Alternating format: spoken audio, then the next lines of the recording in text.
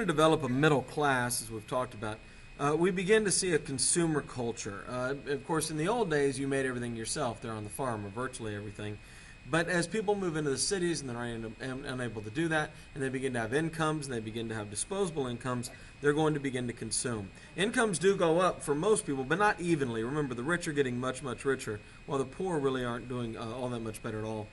Clerks, accountants, middle-level management, and other white-collar workers will increase by a third between 1890 and 1910. Doctors, their incomes will increase by a third, I should say. Doctors, lawyers, and other professions do even better. The working class, of course, rose slower.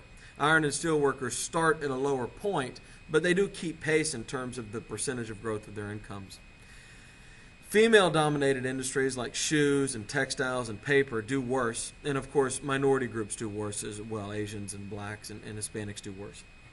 But rising income creates new markets for mass-produced and heavily marketed consumer goods. One great example is what we see here on the left, which is ready-made clothing. Of course, before this, people either made their own clothes at home or they hired a tailor to custom-make clothes for them. But now we're going to begin sized clothing, so you can make 100,000 shirts that are identical but in different sizes, and people can just go to the store and buy them. We take that for granted, but that was a big innovation. The Civil War, this actually comes out of the Civil War. The Civil War, of course, created a huge demand for uniforms. And after the war, the companies that had set up factories to make uniforms wanted to continue to make money. And they had kind of really perfected this sizing system for Civil War uniforms, and now they're going to turn it to clothing. This, of course, also made possible by the invention of the sewing machine. And it created the fashion industry, which is going to be one of the first really big mass marketing industries.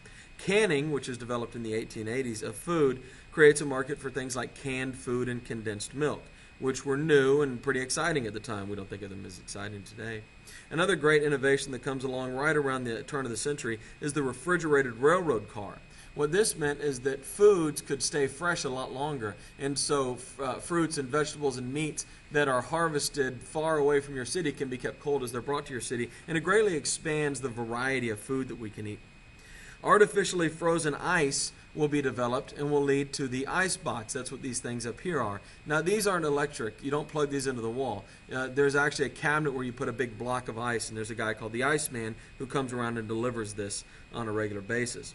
Now, so what this means is you can now store this food that's being shipped to your community. You can store it in your own home at a colder temperature and keep it fresh longer. And the variety of the American diet greatly expands, particularly if you have any money at all. We're also going to see the first chain stores. This is a store with multiple locations. And, of course, some of these will spread all across the country. The Atlanta and the Pacific Tea Company, or A&P, is the first nationwide grocery store, one with locations all over the country, in the 1870s, and you see some pictures of it there. Woolworth sells dry goods, which are not groceries. It'd be kind of like a Walgreens maybe today. And they also become a nationwide chain that everybody in America would recognize. Sears and Roebuck takes a different approach. They're a mail order company, so they mail out a catalog, and you can choose things out of the catalog and order them. Now, if you live away from a city, if you live in the country, the Sears and Roebuck catalog was a huge deal. That's kind of your link to the world. In fact, I'm not that old, but I can remember as a kid going through the Sears catalog and picking out Christmas presents. And, of course, Sears later would open up real stores. Marshall Field in Chicago pioneers the idea of a department store, like you might see in a shopping mall today. But that was a major innovation. Of course, these appear in other cities, most famously probably Macy's and Bloomingdale's in New York City. But they're in every city in America. Here's a page from the Sears and Roebuck mail order catalog.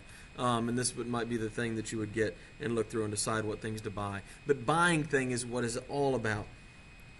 Women fashion changed faster and was demanded more. Women bought and prepared the food. And women also, by the way, worked as the sales clerks usually, or the waitresses in the restaurants. And so women are the primary consumers. The guys are at work and the women are shopping. I know it's a stereotype, but it was true.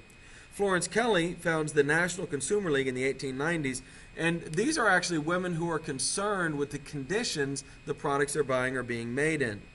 and they demand fair working conditions for the products. And they actually investigate how things are being made, and if it's being made under good, fair working conditions, they'll approve a National Consumer League label to be put on it, so consumers can know, oh, this isn't being made in a sweatshop, this isn't being made by children or something like that. Very similar to the arguments we're having today, where a lot of people in America want to know that the products are being made are made under ethical conditions.